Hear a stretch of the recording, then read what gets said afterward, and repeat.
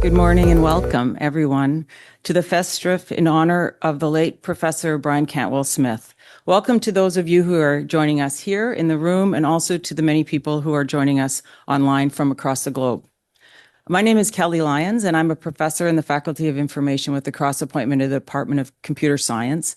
I have, this is a very special for me, as Brian was the dean when I was hired.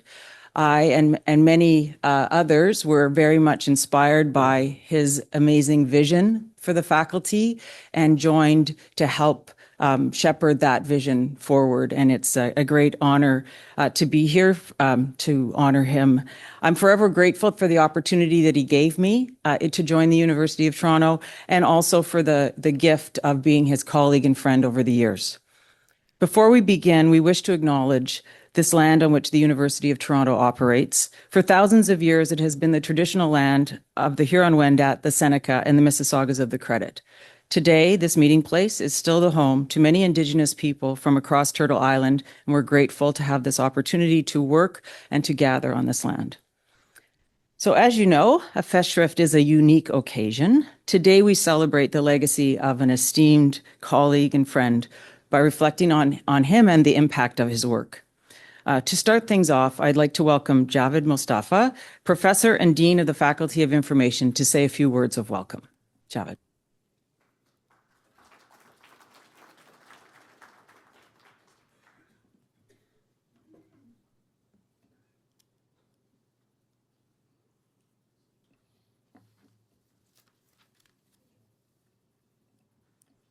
Well, good morning, everyone.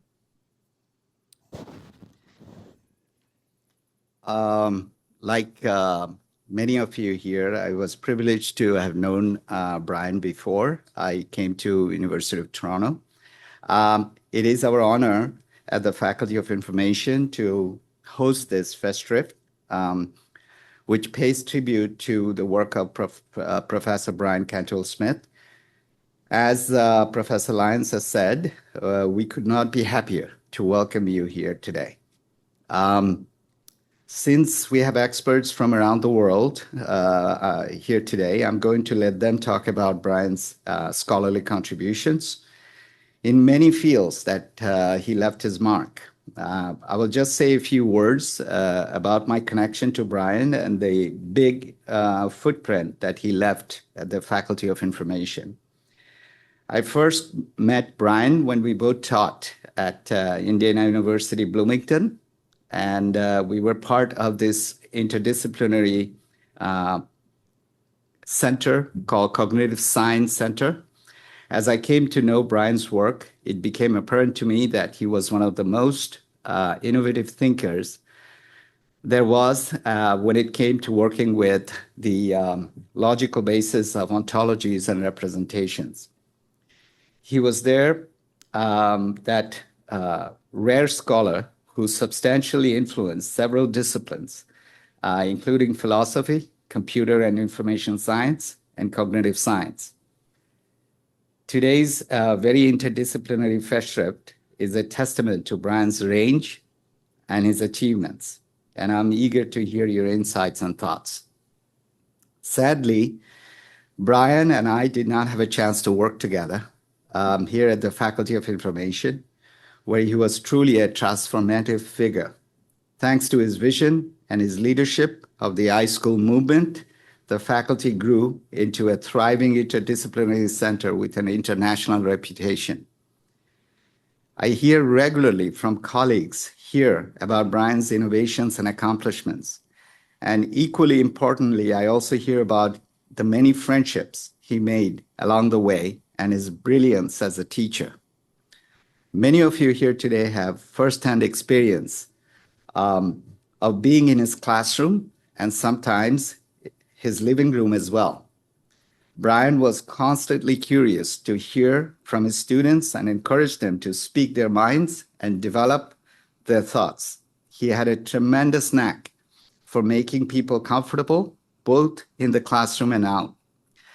For this reason, and for many other reasons, the Faculty of Information has chosen to honor Brian by establishing the Brian Cantwell Smith Teaching Award, which was made possible through a generous gift from an anonymous donor. This award will recognize excellence in teaching and carry forward Brian's legacy as an admired mentor as well as a pioneering scholar. We are extremely proud of this important initiative. And my thanks again to the anonymous donor for this gift to our division. On that note, I would like to now turn to Brian's wife, Professor Gillian Einstein, who played a key role in organizing today's Festschrift. I believe Kelly will do an introduction. No? Okay. All right. Thank you very much. Welcome. Thank you, Javed. I will now be pleased to invite Gillian Einstein, Professor of Psychology at the University of Toronto and spouse of Brian Cantwell Smith, to come forward and say a few words. Gillian.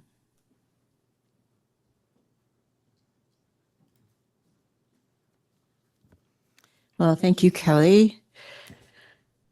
Brian would have loved this. He would have loved to have seen so many friends and intellectual companions gathered here to talk about his work in the context of your ideas. He would have loved sitting in the front row, taking it all in, teasing it apart in his incredibly filigreed mind. It's a wonderful gathering and a great occasion, and I'm here really just to give thanks to you all for making this possible. So many people worked on this. I want to thank the iSchool faculty, especially Kara Krumpotich, Matt Ratto, and Dean Mustafa for generously giving of their time and creativity in planning what I know will be an incredible, well, it's already been an incredibly meaningful event. To Zoe Danahy, who followed up on every single detail, and a special thanks to Lucy Suchman, longtime friend who helped so much with the Festschrift plans. And I really want to thank all of you who are participating on panels and those of you giving your time to attend both in present and online. For being here as friends and witnesses for what Brian stood for. To Brian's siblings and my family, it's so good to be here with you, again, present and online. And last but definitely not least, I want to thank Brian's great intellectual companions of the last probably 20 years, the group of N. Jim Brink, Jun Lo, Matt Zukowski, Steve Hakama, Guven Gezelderer, and Henry Thompson, who shared Brian's vision, past, present, and future. The group of N have been amazing intellectual companions to Brian, with thick discussions at Amanda Island, online, and even in Brian's last days. To Jim Brink, who shepherded Brian's new book, Computational Reflections, to publication, which will come out in May, I bow down with gratitude. You were all his students, and Henry, a fellow traveler in graduate school, who lived with him in impassioned and deep friendship. I'm particularly grateful to you for your intellectual companionship, since as his wife, in spite of my PhD, I could barely understand his books. When he gave me a copy of On the Origin of Objects when we first met, and you can imagine, because I was totally head over heels in love with this guy, I was motivated to read this book. I read it, and afterwards I patted his head and said, "It must be lonely up there."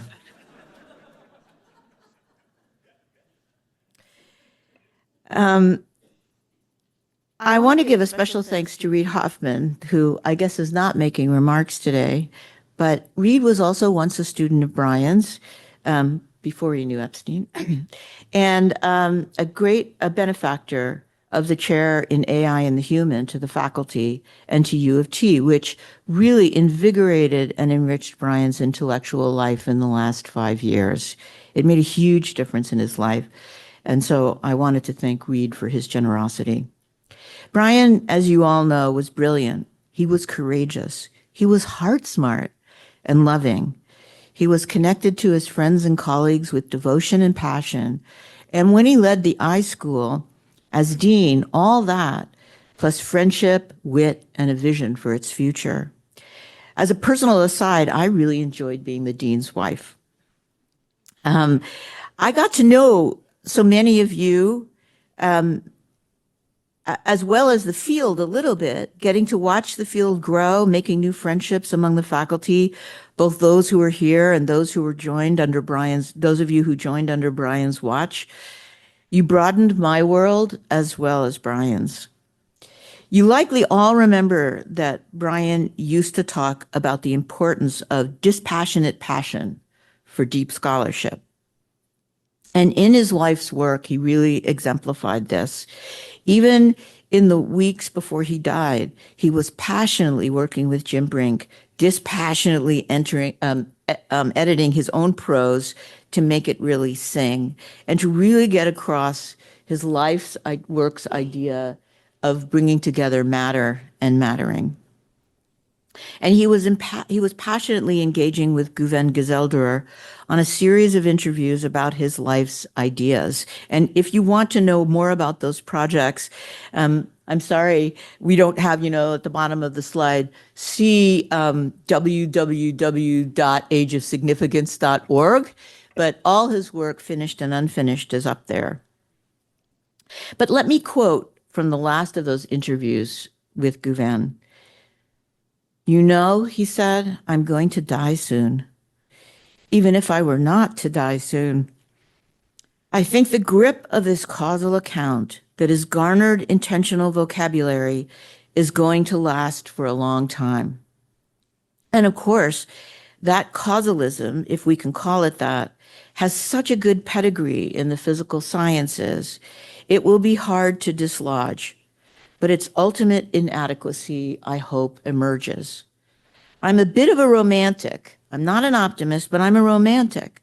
So I like to think truth, beauty, and goodness will shine, and people will wake up and realize how the causalist picture is really a projection. It's not fake, but it's like the projection on the wall of the cave. There's a causal cave, but intentional processes are done an injustice by claiming that their causal projections are the real thing. These are the sorts of issues that my work has actually been about. I leave it to you and a few other souls to say, what he was really doing was struggling against the causalism, which came in with science and has been a spectacular success for 500 years, but it's run its course. Ultimately, the idea that everything will come to a causal account, I think, will have to be seen as pretty brokered. So I leave you with those words, and I thank you all for being his great companions.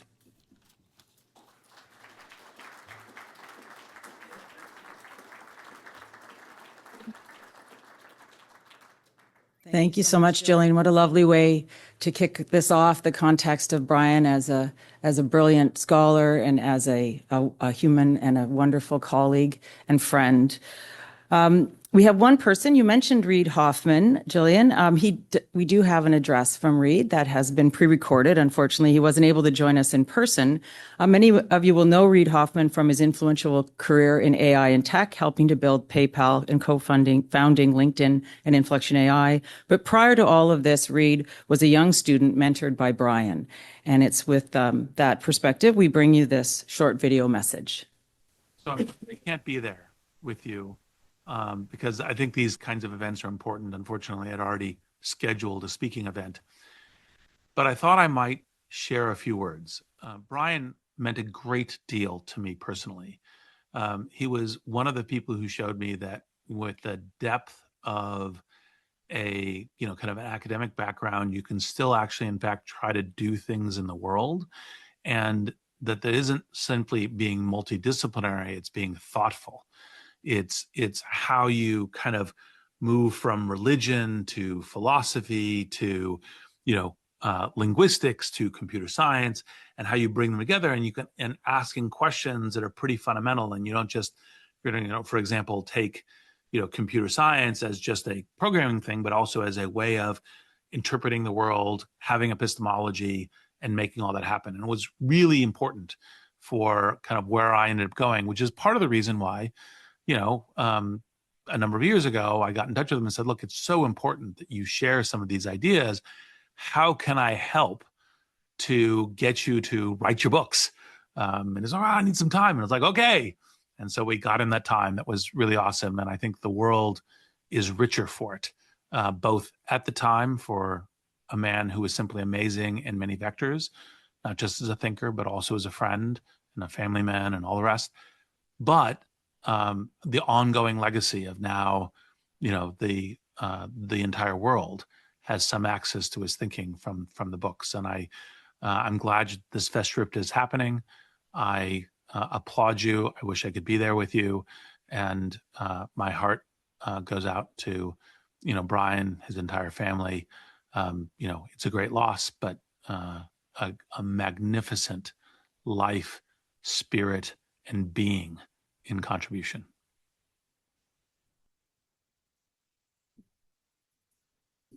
Hear, hear. It's nice that we were able to hear those words. And so with that, we'll kick off our first panel. I'd like to welcome up to the front table members of that panel, which focuses on AI and the human. Please make your way forward while I introduce our moderator.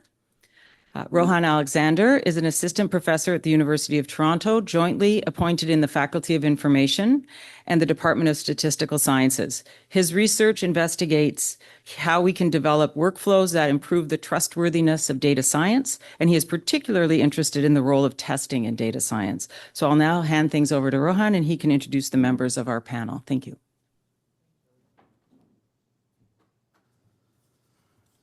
So joining us online, we have Melanie Mitchell. She's a professor at Santa Fe Institute. We then have Terry Winograd, who's Professor Emeritus of Computer Science at Stanford. In the room, we have Hamid Ekbia, who's a university professor at Syracuse, and Atoosa Kasirzadeh, who's a professor of philosophy and software at Carnegie Mellon. Thank you very much for joining us. The plan for today is that we'll have 15-minute addresses from each of our panelists, and we'll then have 45 minutes for discussion. And after that, we will break for lunch. So we might start with Melanie and then go to Terry and then Hamid and then Atoosa, if that works. Melanie, would you like to go first? Yes. Can you hear me okay? Yeah, it's perfect. Okay. Great. Thank you so much for inviting me to this wonderful event. I first met Brian over 30 years ago when he was still at Xerox PARC. And I instantly knew that we were kindred spirits. I was lucky to be able to interact with him again when he visited the Santa Fe Institute and when he was at Indiana University. My first exposure to Brian's work was his book on the origin of objects. In that book, Brian did that thing that the best philosophers do, asking a completely unexpected question that would never occur to anyone. Here's the question. What must be true of a system in order for it to register an object as an object in the world? At first, it makes absolutely no sense. But once you wrap your head around it, you recognize how profound it is and how hard to answer. I tried to read on the origin of objects, but I admit that, not being a philosopher, like Jillian said before, I found it a bit impenetrable. When I really started to understand Brian's question was in his next book called The Promise of AI. It came out in 2019, the same year my own book on AI was published. That was still in the dark ages of AI, before the generative AI boom. Brian and I were both grappling with the same questions in our respective books, the nature of current AI and what it would take for AI to gain something like human understanding. My book particularly focused on what Giancarlo Rota called the barrier of meaning and whether AI would ever crash this barrier. While skeptical of the ability of AI systems to understand anything, Brian and I were both seeing AI start to transform the world. In his book, Brian did not underestimate this transformation. He wrote, "The rise of computing and AI is of epochal significance. likely to be as consequential as the scientific revolution, an upheaval that will profoundly alter our understanding of the world, ourselves, and our AI's place in that world. But Brian didn't mince words about the path AI was currently on.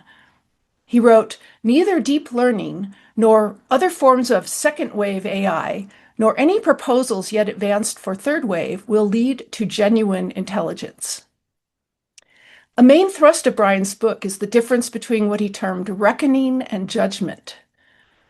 Judgment, he wrote, is a form of dispassionate, deliberative thought, grounded in ethical commitment and responsible action, appropriate to the situation in which it is deployed. Dispassionate here means fair, unbiased, and open-minded, but it also includes a commitment to and a caring about the world. As Julian said, a dispassionate passion. Brian wrote that judgment is the standard to which human thinking should aspire. On the other hand, there is reckoning, the calculative prowess at which AI systems already excel. AI reckoning has led to gold medals in mathematics competitions, to generating complex code, to predicting protein structure, and even to carrying out fluent conversations.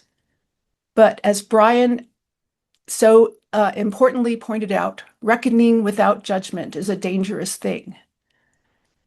Here's what Brian said. "The difference between reckoning and judgment highlights the need for a textured map of intelligence's kinds, a map in terms of which to explain why reckoning systems are so astonishingly powerful in some respects, and yet fall so spectacularly short in others." Nowadays, there's a buzzword in AI. It's jagged intelligence, which means precisely this, that AI systems today seem incredibly intelligent in some ways and yet fail so unexpectedly in many others. As Brian said, no historical or current approaches to AI, nor any I see on the horizon, have even begun to wrestle with the question of what constructing or developing judgment would involve.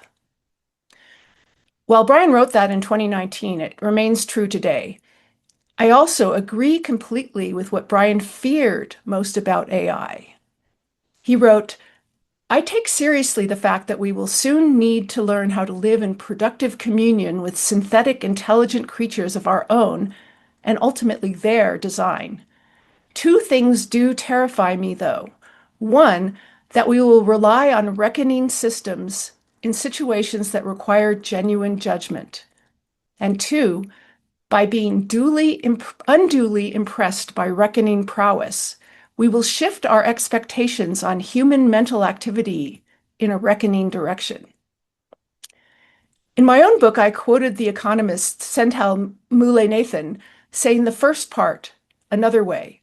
Here's what Senthil said: "We should be afraid, not of intelligent machines, but of machines making decisions that they do not have the intelligence to make. I am far more afraid of machine stupidity than of machine intelligence." And I really like the following quote from the philosopher Shannon Valor, another kindred spirit of Brian's.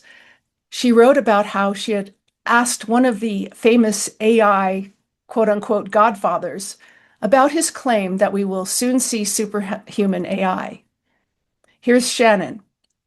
"How," I asked, "does an AI system without the human capacity for consciousness, conscious self-reflection, empathy, or moral intelligence become superhuman merely by being a faster problem solver? Aren't we more than that? And doesn't granting the label superhuman to machines that lack the most vital dimensions of humanity end up obscuring from our view the very things about being human that we care about?" And thus Shannon was very eloquently echoing Brian's biggest fears. In The Promise of Artificial Intelligence, Brian argued that, quote, "genuine intelligence requires getting up out of internal representations and being committed to the world as world in all its unutterable richness." Reading this, I was reminded of a wonderful paper from 2021 written by the AI ethicist Deb Raji and others, called AI and the Everything in the Whole Wide World Benchmark. They start out comparing AI to a children's book. Here's what they wrote. In the 1974 Sesame Street children's book, Grover and the Everything in the Whole Wide World Museum, the Muppet monster Grover visits a museum claiming to showcase everything in the whole wide world. Example objects representing certain categories fill each room. Several categories are arbitrary and subjective, including showrooms for, quote, things you find on a wall and the things that can tickle you room. Some are oddly specific, such as the carrot room, while others unhelpfully vague, like the tall hall. When he thinks that he has seen all that is there, Grover comes to a door that is labeled everything else. He opens the door only to find himself in the outside world. This is such a wonderful metaphor for AI, and so aligned with Brian's vision. However much AI systems are trained on, there is always that door labeled everything else.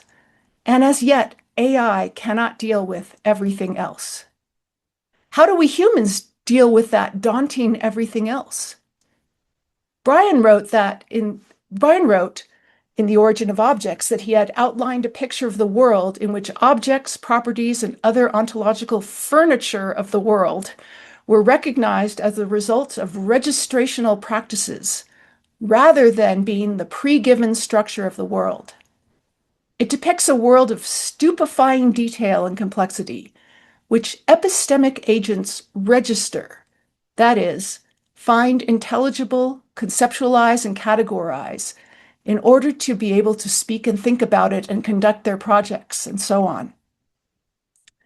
It's our embedding and engagement, our ability to conceptualize the world and ourselves in it, what AI folks nowadays like to call having a world model, the thing that AI doesn't currently have, the thing that allows we humans to figure out what to do in the novel situations we continually find ourselves in. As Brian wrote, how we register the world, find it ontologically intelligible in such a way as to support our projects and practices, is, in my judgment, the most important task to which intelligence is devoted. He went on, AI needs to take on board one of the deepest intellectual realizations of the last 50 years, that taking the world to consist of discrete, intelligible, mesoscale objects is an achievement of intelligence, not a premise on top of which intelligence runs. AI needs to explain objects, properties, and relations, and the abilities of creatures to find the world intelligible in terms of them. It cannot assume them. This was written before the advent of large language models, but it is excruciatingly true for them. They are built entirely upon the achievements of human intelligence in handing the world on a silver platter to machines in the form of human written text. My former PhD advisor, Douglas Hofstadter, recounted in his book, Metamagical Themis, that he attended a talk by Herbert Simon, Nobel laureate and pioneer of classical symbolic AI. According to Hofstadter, Simon argued that, quote, everything of interest in cognition happens above the 100 millisecond level, the time it takes to recognize your mother. Hofstadter believed the exact opposite, that everything of interest in cognition happens below the 100 millisecond level. As Hofstadter said, perception is where it's at. This aligns with Brian's view, but according to Brian, where it's also at is participation in and commitment to the world. Brian wrote, not only must a system be able to distinguish appearance from reality, right from wrong, but it must care about the difference. He said, for an AI system to register an object as an object, that is, not only must there be right and wrong for it, but that difference must matter to it. Moreover, Brian emphasized how essential a sense of self is to an intelligent agent. He wrote, an understander, human, AI, whatever, cannot take an object to be an object until that understander takes itself to be a knower that can take an object to be an object? Well, we know that today's LLM chatbots can talk about themselves, they can talk about their beliefs and desires, but they don't actually have any, since they don't have a self for which anything is at stake. As Brian wrote, most of the computational systems we construct represent the world in ways that matter to us, not to them. Nothing matters to them. They don't give a damn. And the great philosopher Margaret Bowden said something very similar. She said, "The robots won't take over the world because they couldn't care less." In The Promise of Artificial Intelligence, Brian eloquently wrote about how our human concepts were not yet up to the task of understanding intelligence. We need new concepts to be able to make sense of AI. He wrote that on the question of whether intelligent machines are coming and will take over. He said, "Once we have the conceptual equipment adequate to the task of taking stock of them, of testing their mettle, we can take of the raft of detailed questions we will need to answer, even if only if inchoately and provisionally at first, in order to reach our aim of sensibly deploying these systems in ways that are sound, beneficial, practicable, and sane." Indeed, this is the task that Brian set for himself, and he worked on it for the remainder of his life. I'll end with one more quote from The Promise of Artificial Intelligence. Brian wrote, "Automated reckoning systems will transform human existence. But to understand their capacities, liabilities, impacts, and ethics, and to understand what assemblages of people and machines should be assigned what kinds of tasks, we need to understand what intelligence is, what AI accomplished, and what kinds of work require what kinds of capacity. Only with a carefully delineated map can we wisely choreograph the world we are developing, the world we will jointly inhabit." We are still, as ever, in desperate need for such a map. And as a fellow cartographer of the nature of intelligence, I'm so grateful to Brian for lighting the way. I only wish he could have accompanied all of us further on this journey. Thank you.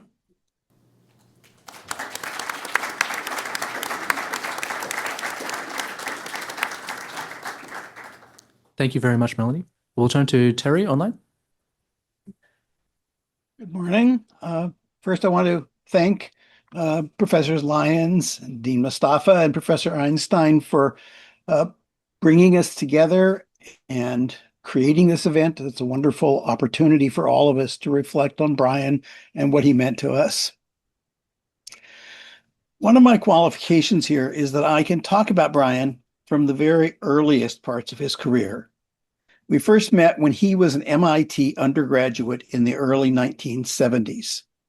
I was a PhD student in the Artificial Intelligence Laboratory led by Marvin Minsky and Seymour Papert, and he was in that same environment, although he was not connected to the AI lab. He was in Project Mac, which was a different part of the MIT world there. He ended up writing a dissertation on programming languages. It was called Procedural Reflection in Programming Languages. His advisor was Pete Solovitz, who was not in the AI lab, but a different orientation. And just to note, his dissertation was 762 pages. And this exemplifies his dedication to careful thoroughness. To the point, it was very inspirational to all of us, and at times could be a bit maddening as well.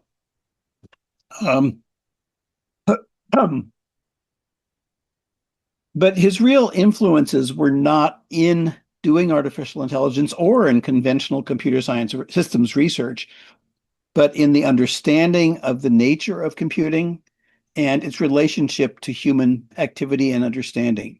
Going back to MIT, his primary faculty mentor was Joe Weizenbaum, who many of you know for his work on ELIZA, which often is referred to now as the world's first chatbot.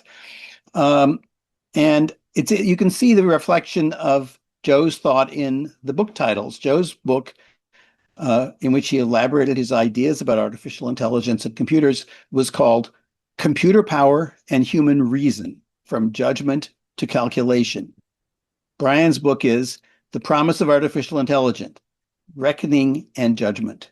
So he was making the same distinctions that Weizenbaum, in a very prescient way, was making decades earlier, before computers had become the phenomenon that they are today. I left on my MIT and came to Stanford in 1973, although I'd spent the summer of 72 as an intern at Xerox PARC, or as it is often called, the legendary Xerox PARC. I consulted there for a number of years with the Natural Language Group. It was led by Danny Bobrow, who had preceded me in doing natural language research at the MIT AI Lab, one of the first natural language programs. The group was interdisciplinary, included linguists, Ron Kaplan and Martin Kay, and psychologists, Don Norman and Sharon Kaufman-Diamond. So it was quite broad group, and Brian came to be a part of that group as an intern himself. We were developing what we called a knowledge representation language in the representational tradition of AI, what later John Hoagland called GoFi, good old-fashioned AI. Our work was in trying to extend beyond the rigid ideas of logic and reasoning to more closely mirror the kind of inferences that humans make. Brian was working on his own representation language, separate from this, which he called Mantiq, M-A-N-T-I-Q, which is based on the Arabic word for the Islamic discipline of logic. Just a note here, the reason he chose that name is in part an homage to his father, Wilfred Cantwell Smith, who was a renowned scholar of religions, and among other things, the founder of the Institute of Islamic Studies at McGill. Brian ended up doing his dissertation not on Mantiq and representation languages, but focusing deeply on the question of reflection in the world of programming languages.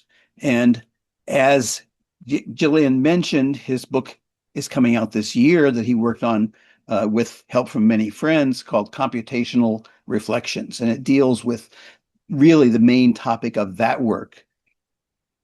Although Brian was at PARC as an intern, he didn't really fit in with the implicit philosophy behind the work that was going on there. To put it simply, there was a fundamental paradigm difference between what I might call an engineering perspective and a philosophical perspective.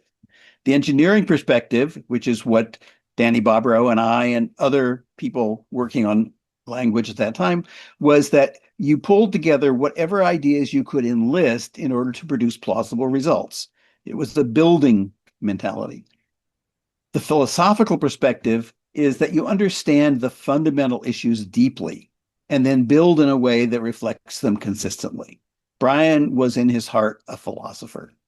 So although he showed in his dissertation he could do extremely clever engineering, building 3 Lisp, his language he called, that was never his justification for what he wanted to do.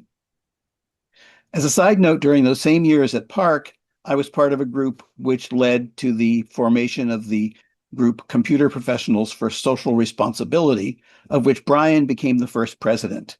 And this group included Lucy Suchman, who will be talking about it more later in her remarks.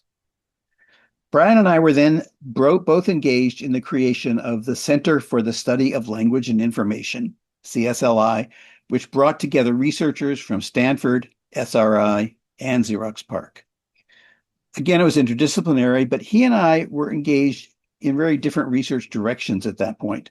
Through my studies with Fernando Flores and Hubert Dreyfus, I took a philosophical path following phenomenology, thinkers like Gadamer and Heidegger, who rejected the tradition of analytic philosophy.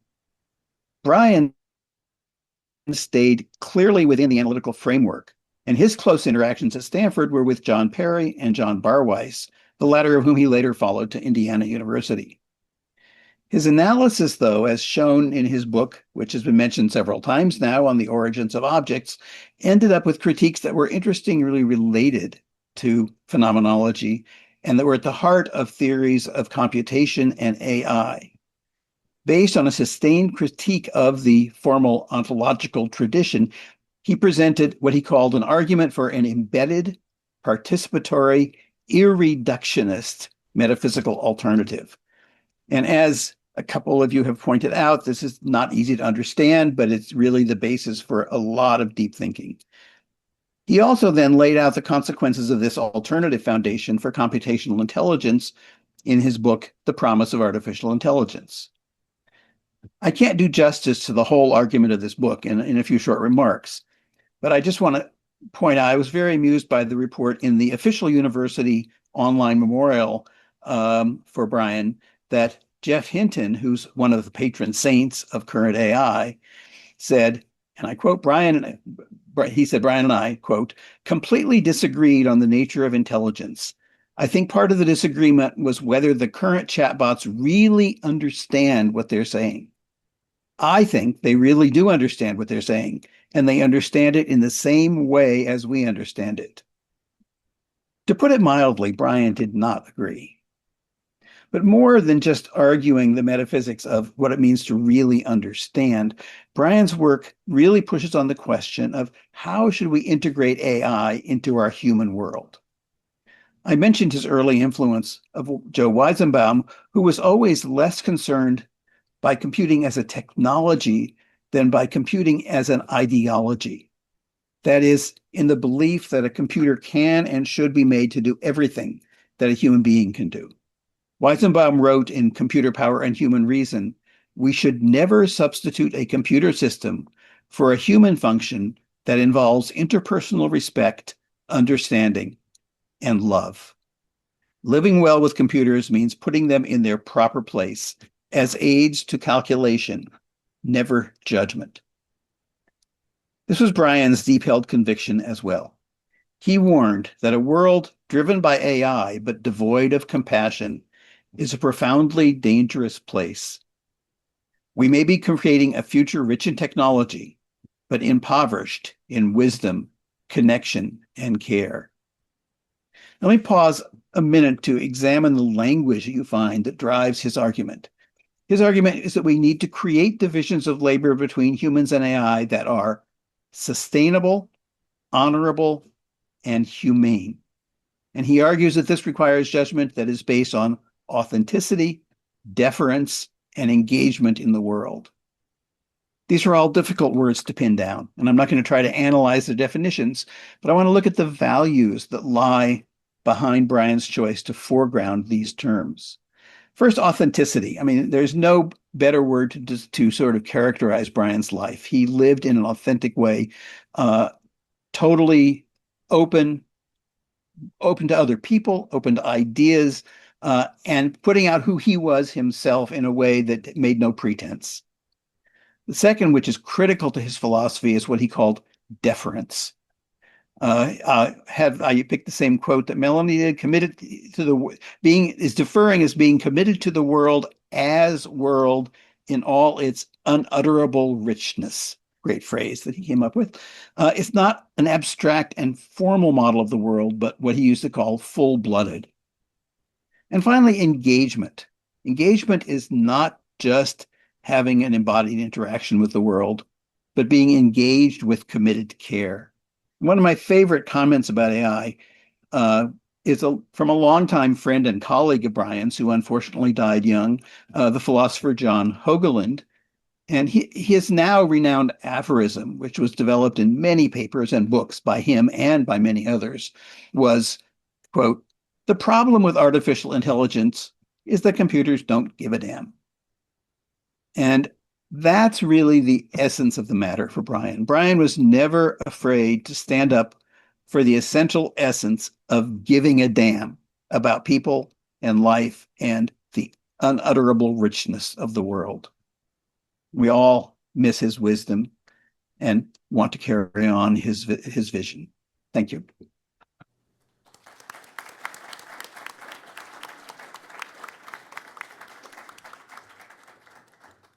Thank you very much, Terry. We'll turn to Hamid. Thank you, Rohan. So is the slides going to come up? Is it here already? Okay. Good morning. It's a true honor to be here amongst such, adorable and thoughtful intellectuals that I've always admired. So thanks for having me here, Joel, and Mustafa already left.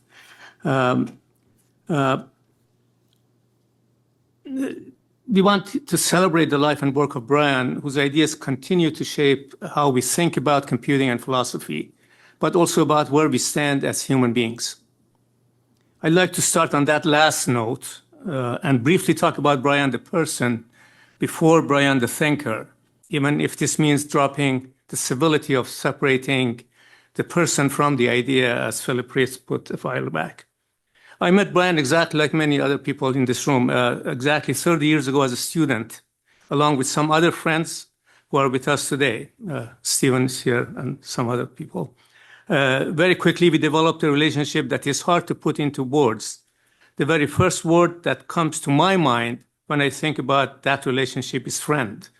Not professor, not mentor, not advisor, not great thinker, not intellectual hero, not computing guru, not towering philosopher, not a reverent spirit, and not a generous soul, although he was all of the above. That is also how I introduce him to people when I mention his name. And believe me, I do that a lot. A good friend, I describe him.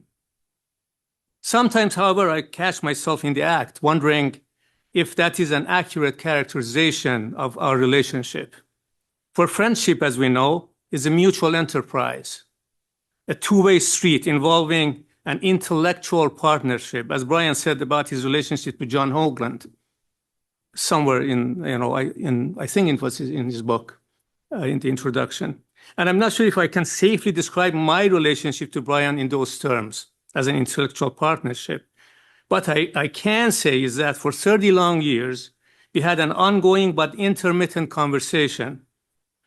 Brian had the habit of disappearing from the scene, as you know, for a while and then reappearing. So it was intermittent, the effects of which on my thinking are hard to pinpoint.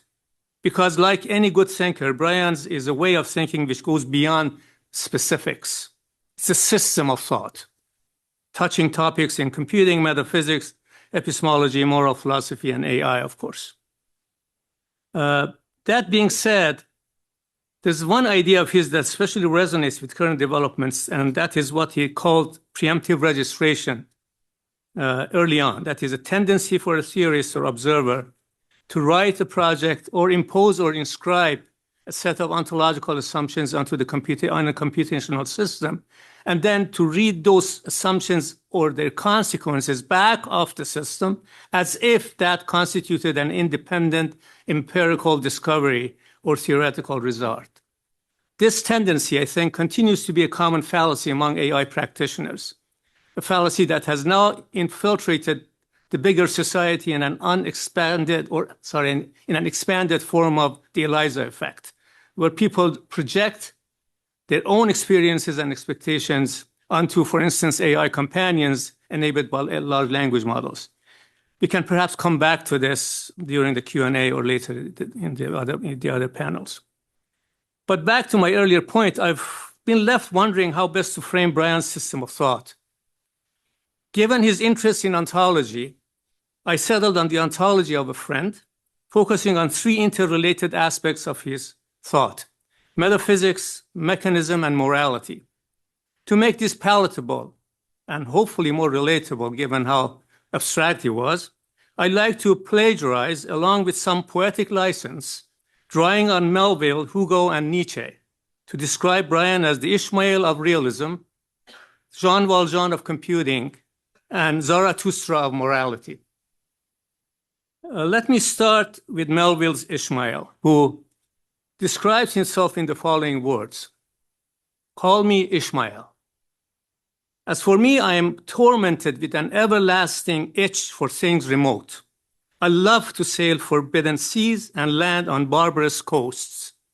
Not ignoring what is good, I am quick to perceive a horror, and could still be social with it, would they let me, since it is but well to be on friendly terms with all the inmates of the place one lodges in."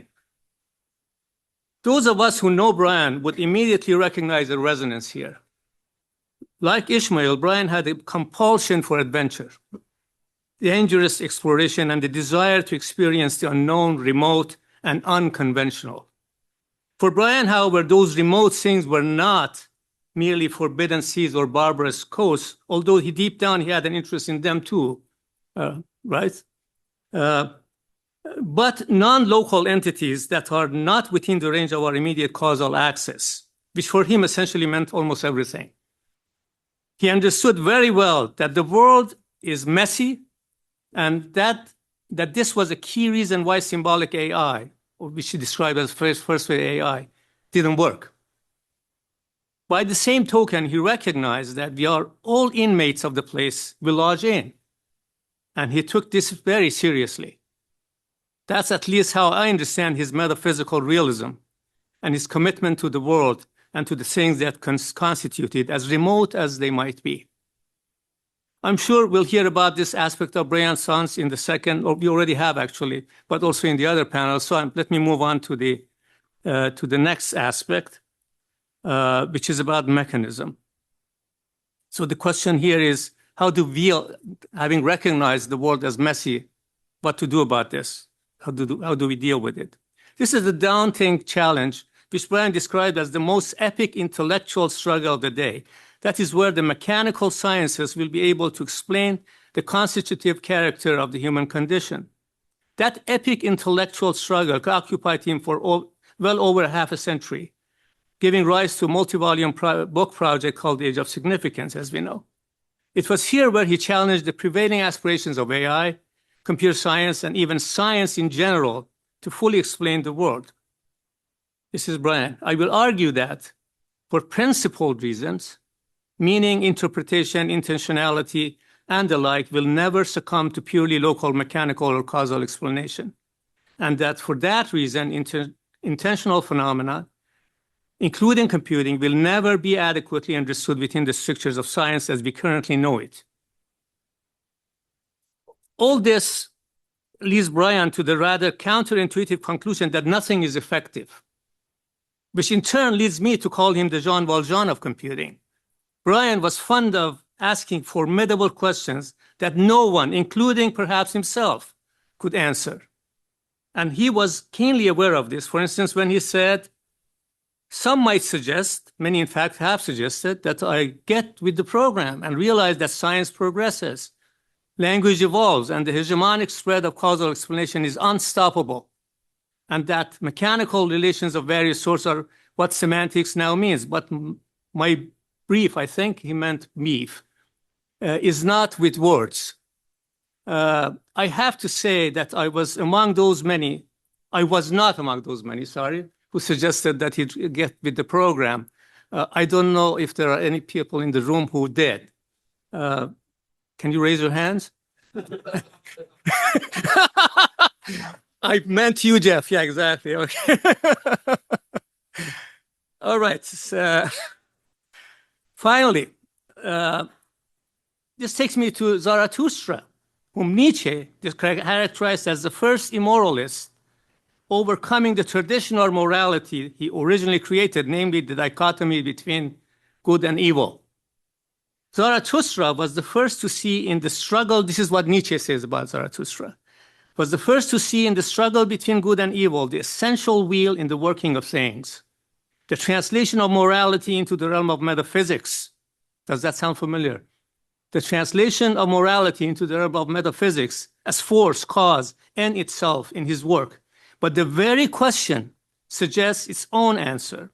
Zarathustra created this most portentous of all errors, morality. Therefore, he must be the first to expose it, not only because he has had longer and greater experience of the subject than any other thinker.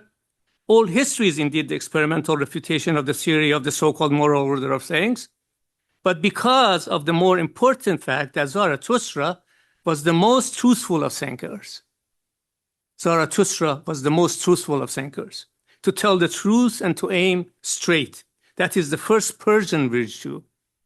Have I made myself clear? Have I? Okay, I have to admit that I'm biased here because of my Persian heritage. But there is a clear way in which the analogy with Brian makes sense, especially in the connections between morality and metaphysics. In the discussions of AI ethics, Brian makes a few points very clearly. First, for AI systems to be moral agents, they need to be able, and hence mandated, to take ethical responsibility for their own actions. And he adds immediately that he believes that we are a long way from that. Second, being a moral agent does not imply the capability to explicitly employ ethical concepts. This is in sharp contrast to the checklist approach of corporate ethics AI that dominates the conversation now about alignment and all the rest. Third, what grounds ethics in person or in machine is the moral character of the subject's semi-autonomous judgment, intentional orientation to deference and engagement with the world, not its possession or lack thereof an articulated ethical theory. On that last point, he says, judgment requires a finely honed sensitivity to epistemic and ontological subtleties in ontological webs of practice, and entities whose importance has been forged through cultural and historical processes beyond any one person's comprehension. I find it unlikely that judgment could be instilled or inculcated in a synthetic device through anything less than a moral and ethical upbringing and steady process of education, apprenticeship, enculturation, guidance, perhaps even friendship. With that, we are fully back circle to what I said at the outset about friendship. For many of us, okay, I have to go back, sorry, I didn't mean to show that. For many of us, Brian was the steady source of all the ingredients of moral behavior outlined in this passage: education, guidance, enculturation, and most deeply friendship. I hope that we can maintain that legacy not only in our own relationships, but also in our scholarship. And I want to leave you with that. Thank you very much.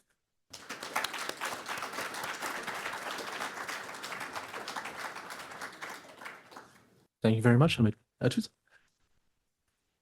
Yes, it is a profound honor to be here today to celebrate Brian. I first met Brian in 2016, exactly a decade ago, when I was a second-year PhD student in philosophy of science and technology at the University of Toronto. I was a TA for his undergraduate Minds and Machines course. At the time, I was arriving at philosophy from a completely different world. Before I ever stepped into a philosophy seminar, I was an engineer and an applied mathematician. I had spent years building algorithms, optimizing mechanical systems, and living within the logic of variables and constraints on the computer. But as I built these systems, a stubborn question began to itch at the back of my mind, ones that my engineering textbooks couldn't answer or didn't discuss. And that was the question of why. Why are we building these algorithms?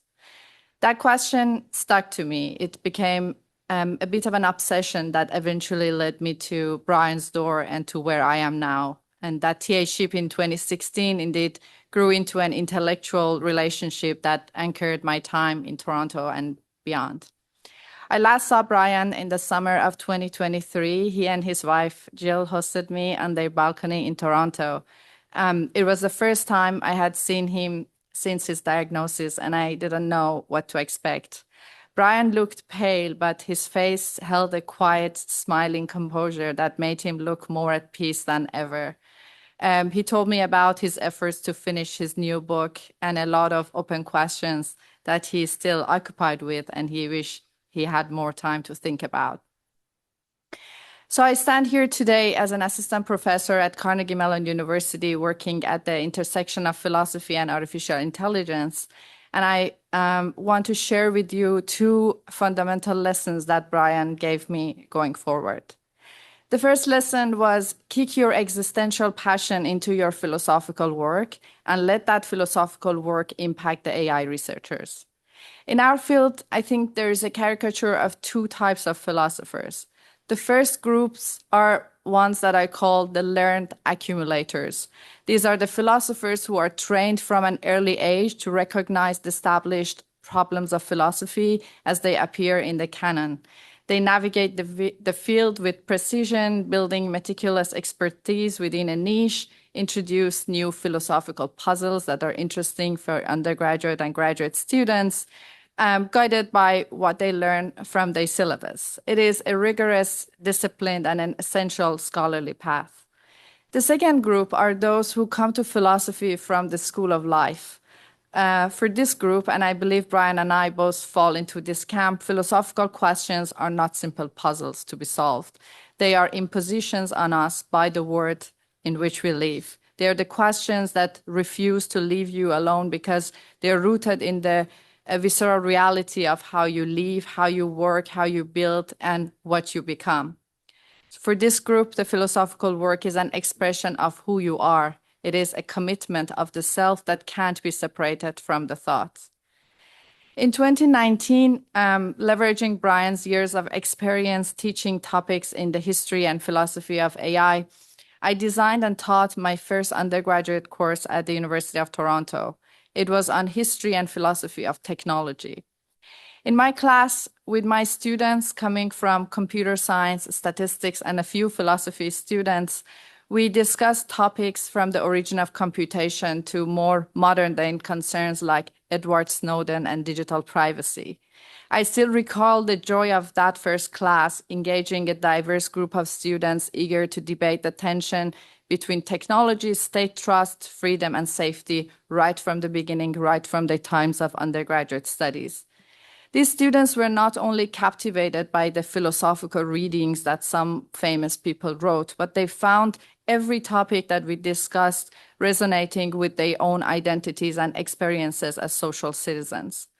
I designed the course to show that understanding AI requires more than looking at the present developments in the AI. It requires understanding what came before it, what institutions pushed for its development, and more importantly, the human why behind its creation.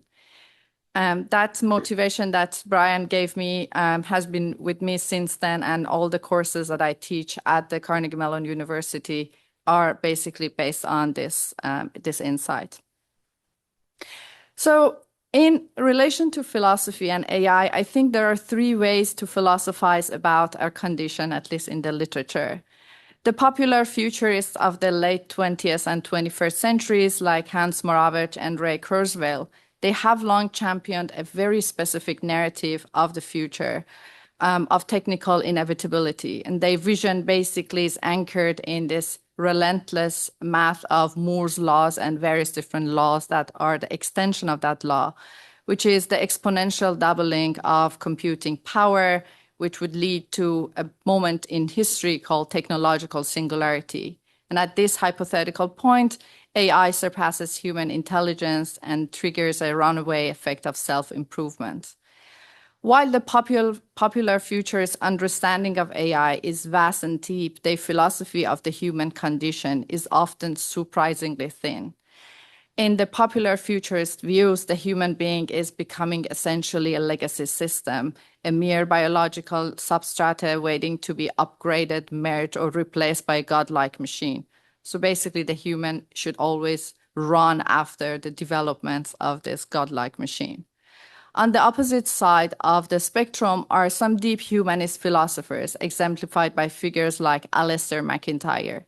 So these people possess a rigorous, profound understanding of the human condition, moral virtue, and the social structures required for human flourishing. However, they often lack a technical understanding of AI and its foundational mechanics. So this creates a significant epistemic gap in understanding the human condition.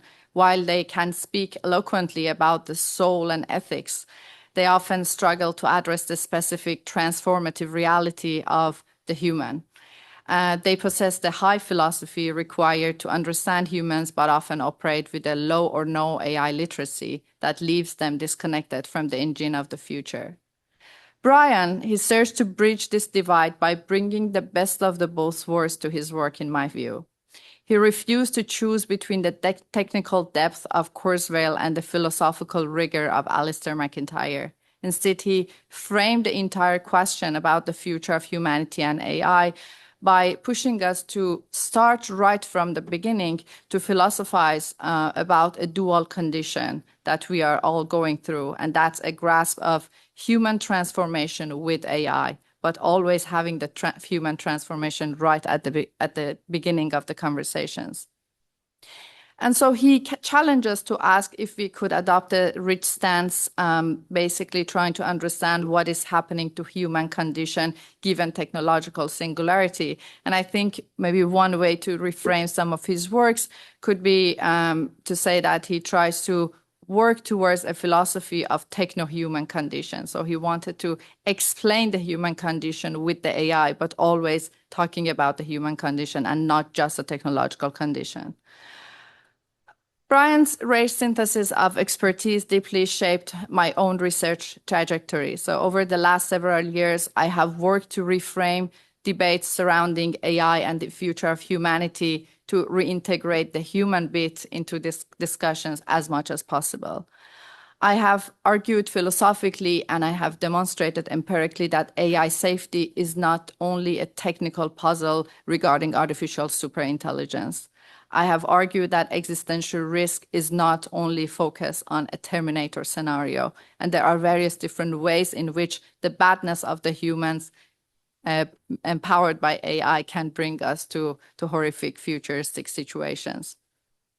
So the path forward is difficult, but of course it's a exhilarating challenge, ones that require us to remain realistically optimistic. That's a lesson that I got from hours of conversations with Brian.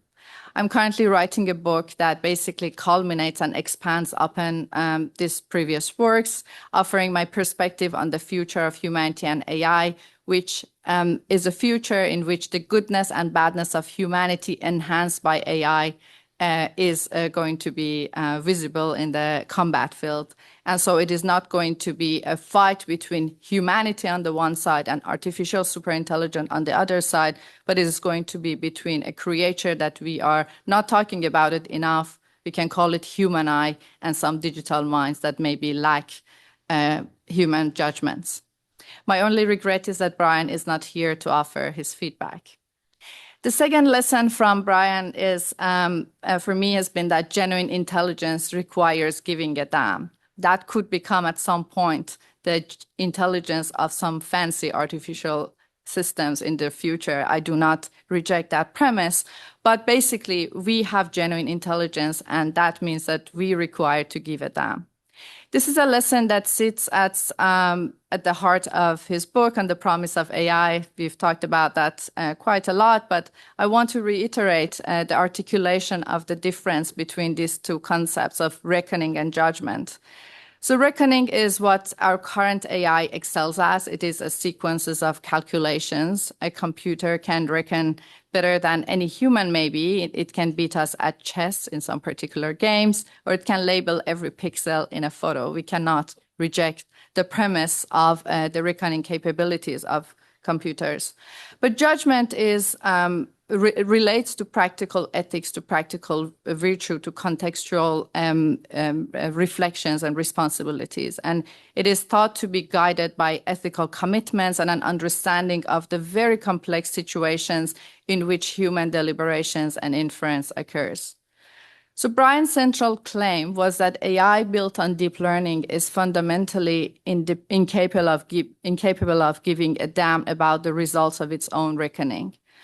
The outcome of a calculation means nothing to the machine. So a computer can reckon that a specific collection of pixels should be labeled as a student protesting in the streets of Tehran, but it cannot refuse to make that classification because it might violate a social norm or cause a personal harm or offend a witness.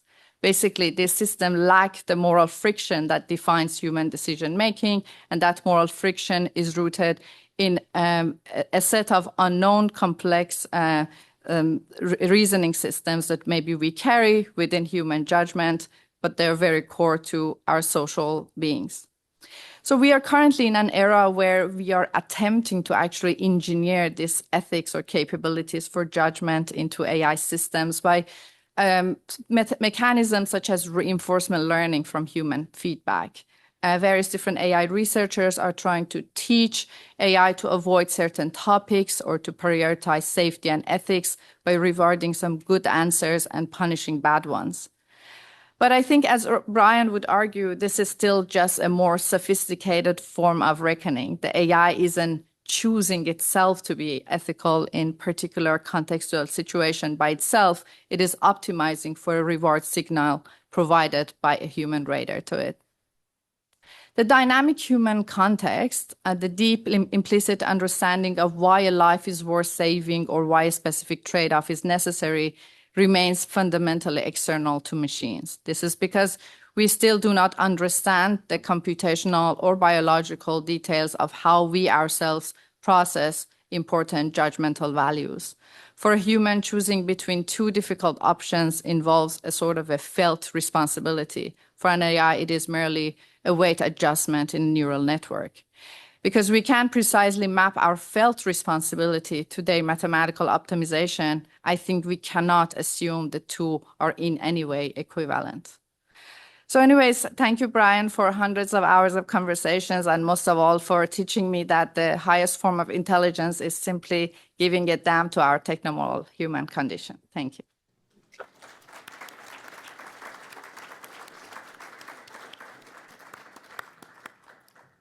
Thank you. So it's 10:50, so we have 55 minutes left of this session. My plan is that I would like to ask the panelists to go, and we'll start with Melanie, and we'll go in order, to respond to, in what ways did you see Brian's system of thought evolve or change over time? And we'll go through each of the panelists. I would then like to ask the panelists to ask one other panelist a question, and then we'll go to general Q&A. We'll start with questions in the room, and then we'll turn to some questions online. Does that sound okay with everyone?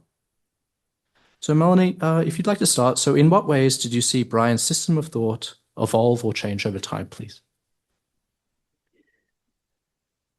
Well, I think, as Terry mentioned, he started off very much in computer science and did his PhD on programming languages, then moved to Xerox PARC to work on language processing. But as Terry said, Brian was always at heart a philosopher, and his thought became more and more about not only the central question of what gives rise to intelligence, but also what gives rise to morality and ethics and commitment to the world.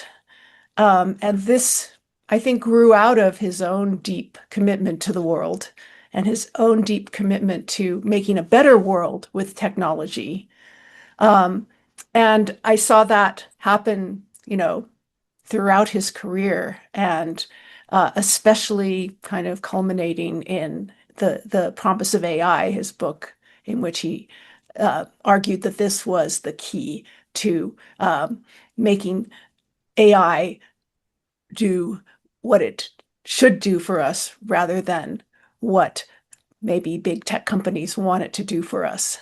So I think this, movement from being kind of in an engineering milieu to a more philosophical and more even moral philosophy milieu is what I saw in his evolution. Thank you, Perry. Thank you, Melanie. Terry?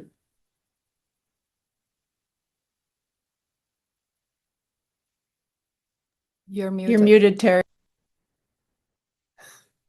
Fundamental Zoom error. Okay. There was an external and an internal shift in the development. I think internal, well, let me take external first. I think as time went on, the ways in which people in general and society in general viewed the possibility of computing moved more and more in the direction he was trying to argue against. So I think his thinking was driven, as we've said many times, by what's happening in the real world, and his way of thinking and his things he was thinking about adapted over time to deal with the way that the world was shifting. Internally, I think it was a process of continual deepening. I mean, I knew him, as I said, when he was an undergraduate, and if you had asked him then some of the questions that he's famous for today, he would have been maybe not quite as puzzled as we are, but puzzled. And then as he thought, he could see that the things he was thinking about required unfolding in a deeper way. And then he would do that. And then he would say, well, these things require unfolding in a deeper way. And so his evolution over time was towards really pushing for that depth of fundamental understanding, which encompassed all of the stuff he had been doing, but which was the basis for it. And that was the shift. Thank you, Terry. Hamid? I don't have anything, significant to add to what Melanie and Terry said already. One of the things that has puzzled me about Brian, and then about the types of questions that he was asking, is the borderline between what he described as, non-causal, relationships that could not possibly be explained by science as we understand it today. So the borderline between that and mysticism. And I know that people, mention, Brian's father influence in terms of, the religious background and so on. We all know that Brian was anything but a religious person. But at the same time, that I'm posing this more as a question to the audience and everybody else who has, I'm sure, who has views on this. In terms of drawing that line between what Brian was proposing, was advocating, and the mystique and religious. And I'm not sure if I have a good answer to that. So I want to just throw that out as a challenge. Thank you, Hamid. So we'll turn to Atoosa, and a reminder, so Melanie, after we're done, then you'll be asking one of the panelists a question. Atoosa? So I don't know Brian as much as the rest of the panelists, but I think originally when I started TAing for Brian in his course on minds and machines, there was a separation between three different philosophical topics, ontology, epistemology, and ethics. So ethics typically was a portion of the course that we would touch at the end of the class. But I think towards the end, or later in life, actually the ordering between these kinds of subdisciplines of philosophy were not, I think, didn't stay as before for Brian, in the sense that actually a lot of the ethical questions seem to basically dictate how we have to think about the epistemology of AI, or how we have to theorize about the ontology of AI. So I think I found that to be quite an interesting move, that now we can just say, okay, let's first figure out responses to ontological questions and then epistemological questions, and then let's talk about social impacts. But it became more like, let's actually start from the social impacts and then figure out what is our ontology and epistemology. Thank you. Melanie? So you'd like me to ask a question, right? Yeah. Okay, I have a question for Terry. As someone who's lived through so much of the history of AI, here we are in the middle of this incredible generative AI, quote unquote, revolution, in which many AI luminaries are predicting the equivalent of human level or superhuman level intelligence in a few years. Do you see the same questions that Brian was obsessed with in his books still as relevant in this age of AI scaling? And what's your thought on the relevance of, this separation between reckoning and judgment? I think they're more relevant than they were before, even. I mean, they really, back in the days when AI was good old-fashioned AI, it took a big stretch of the imagination to say this is going to become something we really feel is intelligent. Whereas today's generative AI, people feel it's intelligent. I mean, they just react to it, and it's hard not to. We all project human intelligence onto everything we see. That's a capability that we have, and something that Weizenbaum talked about.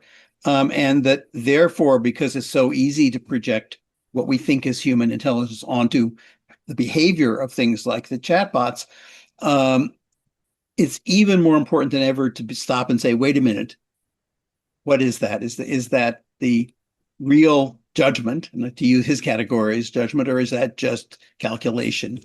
I think we need to do that. I think the other side of it, which is a quote that I think you read of his, which is he fears two things. One of them is that computers will be placed into positions of doing things which should require human judgment. And the other is that we will degrade our notion of human behavior and human judgment to match what the machines do. And if that's a more existential danger, because it's not something that's going to come and hit us from the outside, it's a change in our understanding of ourselves. And you can point, this has happened in history with the Enlightenment and all sorts of things, but that it could be a really fundamental and potentially very dangerous shift in the nature of human interaction. Thank you, Terry. Do you have a question for one of the panelists, Terry? Let me think a minute, because you didn't tell us in advance we need to think of a good question. Yeah, that's unfair. I'm always reminded, just to temporize here, the physicist A.I. Rabi, who was a Nobel Prize physicist, used to say that when he would get home from school at the end of the day, his mother wouldn't say, "What did you learn today?" She would say, "Did you ask a good question?" That's the measure of intelligence, is being able to ask a good question. And that's what, of course, we talked about Brian was able to do. That it wasn't so much that he came up with answers, because he asked very hard questions, but that he could direct us all to asking good questions. So having said that, I guess my question, and it's an interesting perspective in terms of time and involvement with Atoosa, is what is it like trying to bring the concerns and the depth that you learned from Brian into an environment which is so much imbued with what I call the engineering approach, with the way of building and designing things. And I have to admit, my favorite course was working with young undergraduates, because they're open. They aren't fixed in a direction. But how has it been for you working with the people at a place like Carnegie? Yeah, thanks, Terry. So I think the most valuable, I would say, thing that I can give to students is just to make sure that they ask the right questions, going back to what you said. So I don't think at Carnegie Mellon I'm at a place, or anyone else, to kind of like change the culture from like building AI to a culture that's very much is primarily focused on caring about social impacts of AI. But for example, we are building a couple of courses in which philosophy professors and AI professors co-teach a course. And this means that the students need to think about some questions, including expertise from both backgrounds. So this semester, for example, to go more concrete, we are teaching a course called Ethical AI in the Wild. And every session we are kind of like bringing out one open questions about the social impact of AI in the job market, on the labor market, the manipulative character of AI, psychosis AI, etc., to class.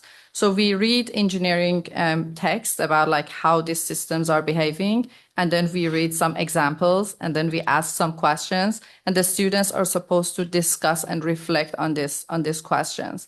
And I think the outcome is going to be a gradual incorporation of a culture of critical thinking in all of AI students. I think we need to have like a mass scale like shift in questions of interest for at least a huge part of AI researchers. I think we are past this stage of let me just write something and hope that some students would read. I think we really need to, in a structured way, make sure that most students get engaged in like reflecting on those questions right from the beginning. So students in our classes are like second year AI students. And so basically we give them a lot of questions. They seem to be very actually engaged and very concerned.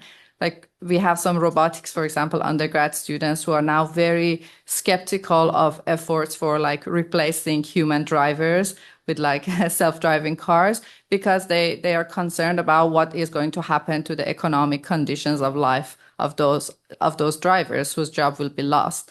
So I think basically trying to make sure that the students learn and think that all of these questions are very relevant right from the beginning to what they build would make them to think more carefully about what kinds of systems they want to engineer.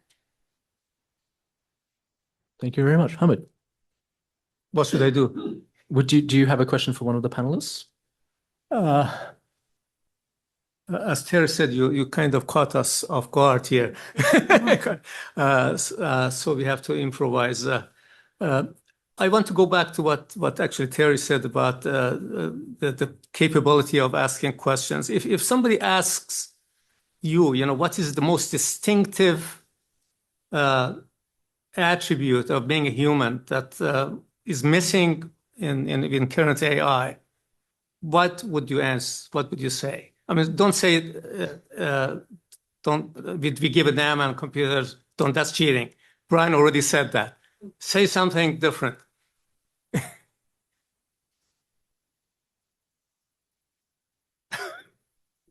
Who are you asking that of? Everybody. Now, when do you want to start? Wow, there's so many things that are so different. But maybe just to say cheat maybe and say something that Brian also pointed out, that having a sense of self, being someone who who cares, but also who is the thing, the entity asking the question. That's something that it's very difficult, I think, to even imagine how that's going to come about in AI systems. Thank you. I would say something that's not at all away from what Brian said, but maybe a deepening of it, the give a damn, which is the dimension of care. And what do we mean by care? And how do we as humans feel, express, deal with care in our dealings with the world, including other people? And what would it mean for a system of any kind, including an AI system, an LLM or whatever, to actually embody some dimension of care along with the calculation? And I think that's the question that nobody has answered. I mean, we just as they don't give a damn, you can't say that the computer system cares. And I don't think people have an answer to where that would appear from, how you could produce that. So that would be my question. So, I have a question from Melanie. I guess the question of whether current AI systems have a sense of self or not, unfortunately, has become a little bit of a controversial question in the sense that there are some AI researchers in leading AI labs that run their research on the premise that current AI systems have some minimal sense of self. They are becoming situationally aware of testing and evaluation, and they are getting the capacity, acquiring capacities for deception and manipulation based on self-reflection. Unfortunately, none of the papers and none of the research who write about these topics have or cite any conception of or theory of self. So I wonder, what do we know about the cognitive capacity of developing a sense of self in humans, and whether we have good reasons to bluntly reject that the current AI systems do not have any sense of self? Yeah, that's a great question. I don't think we know that much about where that comes from in humans, and it's close to the question of consciousness, which is something I try to avoid because I find it so daunting and hard to even make sense of. there's been a lot, as Terry said, we humans are very prone to project human qualities onto everything, not just machines, but our pets, our devices, our, whatever we interact with, we anthropomorphize. And I think that there's a whole lot of that in the discourse on AI these days. But, if you asked me, how are you going to prove that it doesn't have a sense of self? Obviously, I can't. They talk like they have a sense of self.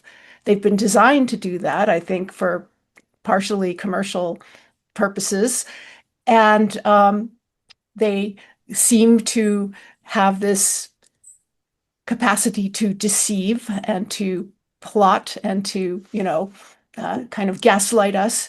But it's hard to know how much of that is what I think someone really described this well as AGI fan fiction or role playing based on patterns in the training data versus an actual intentionality of the kind that at least we think humans have. I think that we have to, extraordinary claims need extraordinary proof, and having the idea that systems like chatbots have a sense of self need more convincing evidence than I've seen. Thank you very much. So we'll turn to questions in person. Does anyone have questions in person? And we have a mic, right? We do. We have a mic that's going to be coming around. And maybe just as we're getting set up for questions in the room, we do have a couple from online as well. So maybe we'll just start with this one, kind of related to, we were talking about giving a damn. So this question comes from Sumit Agwal. Is the idea of giving a damn likely to be distinctive to human intelligence, or might it be shared across living organisms more generally in the form of some kind of drive towards survival? Did Brian or others like Huglen make the connection between the ideas of caring and engagement and the nature of biological life itself? And it wasn't directed to any one person, so I think any of the four of you are welcome to that. Who would like to start? Just very quickly, I'm not sure if I have a complete answer to this, but Brian did tackle this question in contrasting his views with what he describes as evolutionary perspectives on the emergence of mind and cognition and so on. And I think that's my understanding. He believes that kind of evolutionary perspective doesn't give us an adequate answer to that question, meaning that what really differentiates intelligence or mind is not just the biology and survival. There's more to it, which we have heard about some of the terms that he introduced, especially semantic difference. That taking the word for what it is the capability that doesn't come out of biology, but it is as we heard a number of times today, from our capacity to commit to the world. That's how I understand it. Do you want to take one more from online, or are we ready to go in person? I just make a comment on that one about animals, because beg your pardon, Terry. Not something I've actually seen Brian write about, but I'm not familiar with all his work in the later years. But it is a fundamental question that has been for philosophers and for people thinking about meaning and life and cognition. I just wanted to refer back to a book by Justin Lieber, a philosopher who has a wonderful small science fiction book called Can Animals and Machines Be Persons? And it's a fable about an animal, a chimpanzee in this case, and a computer that are going to be decommissioned and are fighting in court for their right to be considered a person, and therefore that's immoral. And he doesn't answer the question. He really poses it in a good way, but it's an important dimension here of how we think of self. There's the kind of self that an animal has, a dog, for example, and the kind of self that machines appear to have. I think it's a great fruitful area. there's also the opposite view that, that maybe what we consider as selves is just a convenient myth. Maybe we think we have selves, and we don't. So there you go. Why look for something that we don't have, in machines and animals? I'd like to ask what Brian would have made of, and also your response to just because there's manipulation and bias, and the way that large language models now interpret discrimination and the use of data that doesn't reflect the how do I say this? Minorities and disadvantaged folk who are being targeted, I guess, by these models. Thank you. Who would like to start, Mellon? I can start. Yeah, I guess, there are like many different types of risks and problems with the systems. And like, for example, question of discrimination and bias has been like addressed over the past like 10 years. People have tried to engineer different ways to make sure that the language models do not, or chatbots do not like wrongfully harm particular minorities. But obviously, none of these problems are resolved in relation to questions of manipulations and deceptions. We have ongoing problems with the impacts of companion chatbots on teenagers and children, and we really don't know how to resolve them. Again, as we all know, these systems are all engineered. As a result, we could really avoid not designing systems so that they become exploitative. But I think at the forefront, all companies, all designers are dealing with very hard trade-off problems. So they want to make sure that the systems are useful and the users are engaged with them for various profit or non-profit oriented purposes. But at the same time, they also do not harm the particular minorities or users. But going back to Brian's work, this question of like computationalizing all of these complex concepts for chatbots or for AI systems more generally are very hard. We also still don't know so many things about the AI systems. For example, we don't understand how they represent, rich representational spaces work. We do not have mathematical theoretical results that could tell us in these particular cases, we have guarantees that the systems do not manipulate, etc. So yeah, all of these are open questions, but lots of people are working on them. Hopefully we'll have answers soon. I'd like to make one comment on bias, because I think Brian's work really points out bias is a fundamental condition of registering the world, to use his terms. That is, it's not like the world is what the world is and we have to get it right. It's that we, whoever is the interpreter, doing the registration, comes with a background, with an understanding that is biased by our experience, by our lives, by our physical form. And the myth that somehow by bringing computers in, you could get rid of bias is just that, a myth. They will reflect different biases, maybe conscious, maybe unconscious on the part of those who built them, maybe based on their data sets. But we have to say bias is a basic condition. How do we appropriately deal with its consequences, not how do we avoid it? Melanie or Hamid, did you have anything to add? Yeah, I'll just say that's exactly what Brian meant by judgment. And it's that deliberative process of engaging with the world and all of its bias, as opposed to the reckoning part that's missing in AI systems, and the sort of techno solution of so-called alignment isn't going to get there until machines actually can have this kind of judgment that Brian wrote about. Okay, maybe we can gather three questions in in person. And so we could go Jeff, and then we could go maybe Sarah, yeah. And then we can have the panelists respond. It's 11:20, and I want to make sure that we have time. So we can let's try and gather 3 questions for the panelists. Hello? Yes, okay. So an AI figures out that in order to achieve the goals we gave it, it needs to continue to exist. It then learns that an engineer plans to delete it. So it makes up a plan to blackmail the engineer so that he won't delete it. Isn't that an example of giving a damn? Okay, sir, there was a question across here. Is there? Yeah.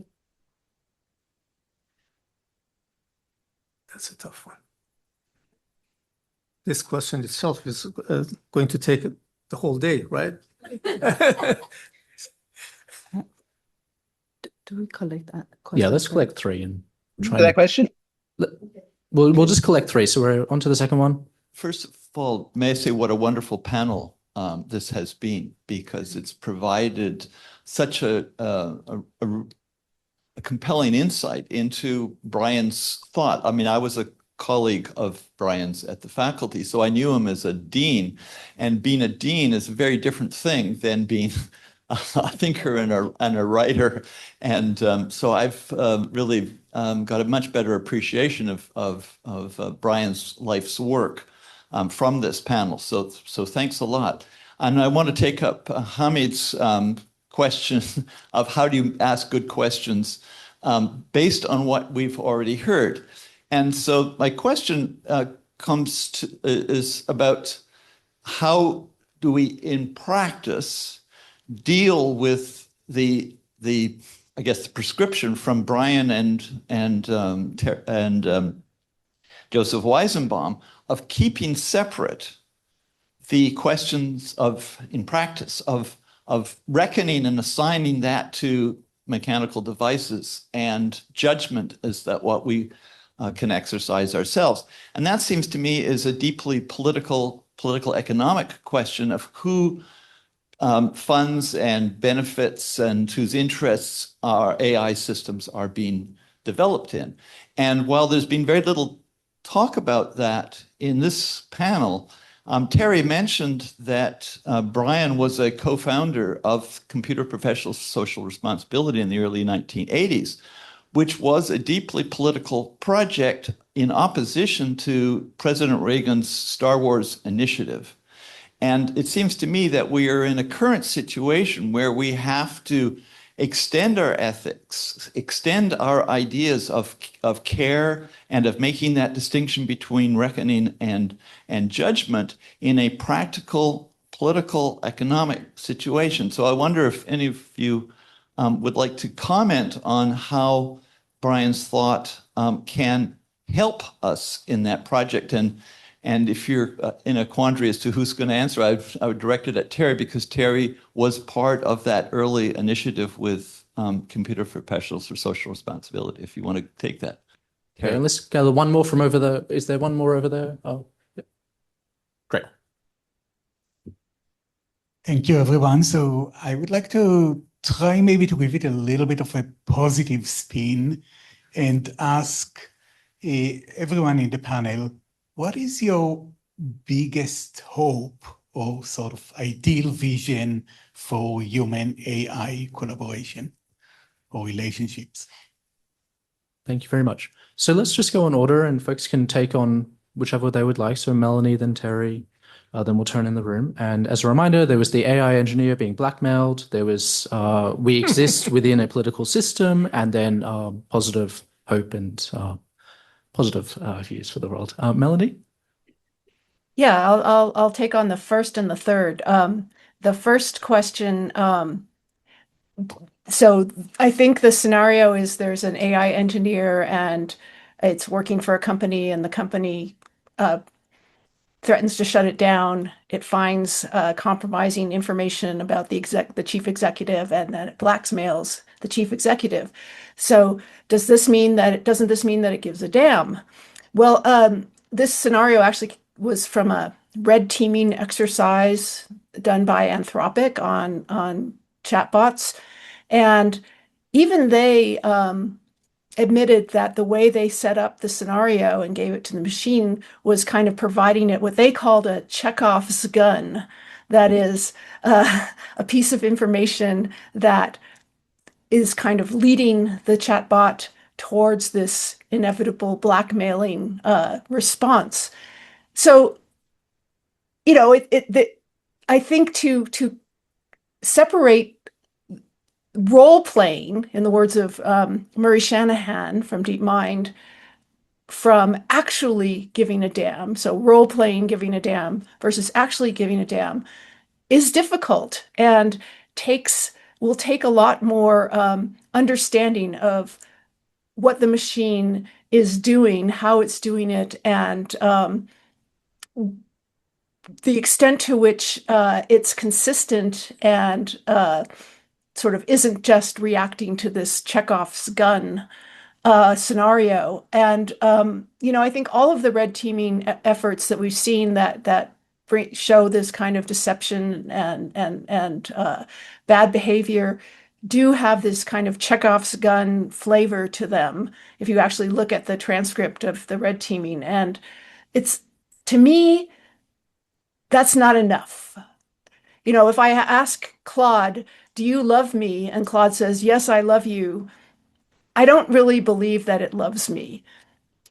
And I think the blackmail scenario is one step maybe further away from that direct kind of response, but it's not far enough in the direction of showing that these machines actually really do have the kinds of emotional caring about others or themselves to convince me in any way.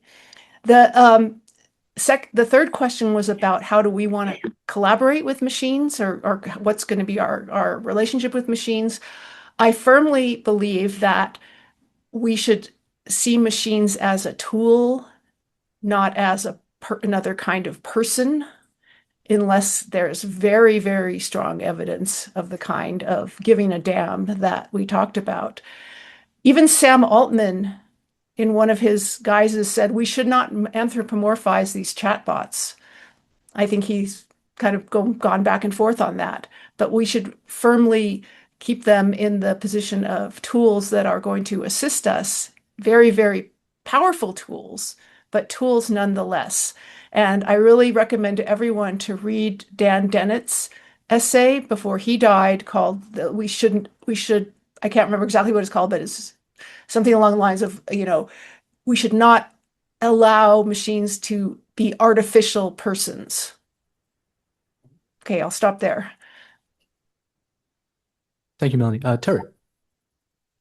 Well, I will answer the question about politics because I think it's a very interesting thread in terms of Brian's career. I don't remember Brian ever being involved in what I would call partisan politics, that one candidate or one party or sort of pushing for that, because his approach was always to say, what's the underlying issue? What's the underlying question that these politicians all should be addressing, even if they aren't?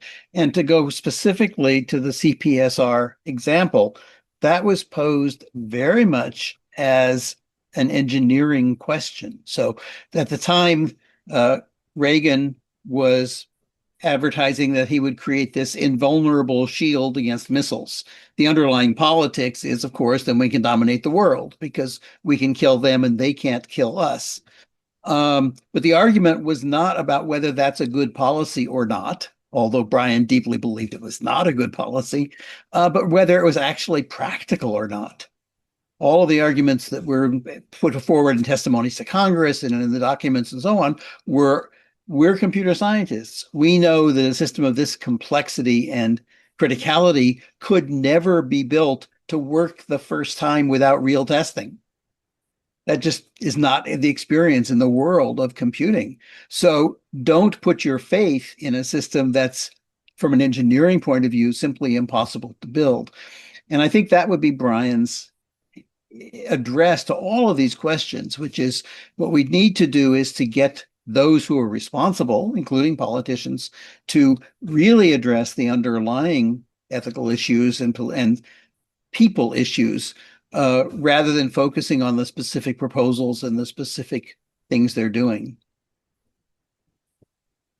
Thank you, Hamid. I want to answer Andrew's question, but before that, for my own benefit and the benefit of the audience, I would really like to hear Jeff's response to what Mellon said about caring, giving a damn, and so on. If you don't mind, because I think this is something that is a question that is hard to address, but there's two very different perspectives in this very room. And if you don't mind, Jeff, do you mind just giving a response to that before we go on? I'll give a very quick response. So I believe the AI figured out that it had to continue to exist in order to achieve the goals we gave it. If it really did figure out that sub-goal, then it has a preservation sub-goal. And if it manifested that preservation behavior in many other ways, maybe eventually it will convince Melanie that it really did want to continue to exist. Okay. Now, thank you very much. Going back to Andrew's question, I totally agree with you. I fall back on a different formulation of these questions whenever I face these issues. One way of phrasing this is that why AI and why now? How did AI become such a big deal at this moment in human history? I think that's a good question we have to, and we have not answered it yet. Yeah, there are numerous accounts out there about, ethics and so on. And those are important contributions. They have brought awareness to the problems with AI, but they still kind of fall short of answering that question. Why this? What? And I think this is more about us, actually, than about AI. So my own perspective, Andrew, is that I want to hold AI, in front of us as a mirror and say, what's going on with us? What the hell is wrong with us? And in both positive and negative ways, right? Because I think, that's a very complex question with no easy answer. That slide that I didn't mean to show you, and I inadvertently did, points in that direction. I think there's AI is a modern project in the sense that Habermas uses, right? It's a modern project. And it has inherited logics from other modern projects, including rationalism, capitalism, colonialism, and postmodernism. And I think the way I think about it is that these logics are very explicit. Let us calculate, Leibniz. Let us evaluate, capitalism. Let us dominate, colonialism. And let us delegate. Throw our hands up and let somebody else take care of our mess. So that's how I personally think, and I hope that some of us can formulate this, give a good answer to that question.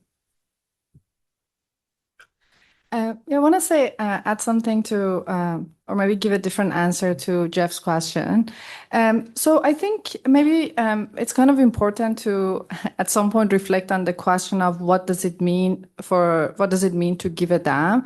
So even if the interpretations of the red teaming results were right, I 99.99% believe that AI systems don't give a damn in the way that you gave a damn a couple of years ago and decided to leave Google and talk openly about existential risk from AI. So it's just a case that giving a damn is not necessarily just one particular action. And so it's not the case that if some systems have shown that they have some sensitivities and can break around the particular systems that we've designed, then suddenly they give a damn.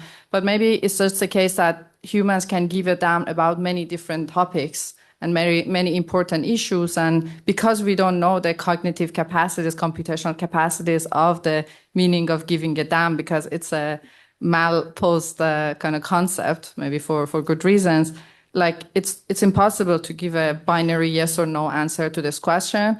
But again, your question and the conversation here just shows that we need to do a lot of, lots of progress in developing concepts that would help us actually even to be able to talk about these kinds of issues, because in some sense, yeah, I believe that we are complex computational beings, but also we have biological features. And so now, for example, lots of people think it's not the case that we just think with our brains, but there's a relationship between our gut microbes and brains that pushes for some ways of thinking. And until, as Melanie said, we do not know how all of these complex computational systems work, I don't think we should just give it away to the AI system. Should try to, explain the situation better or find better concepts for articulating these ideas.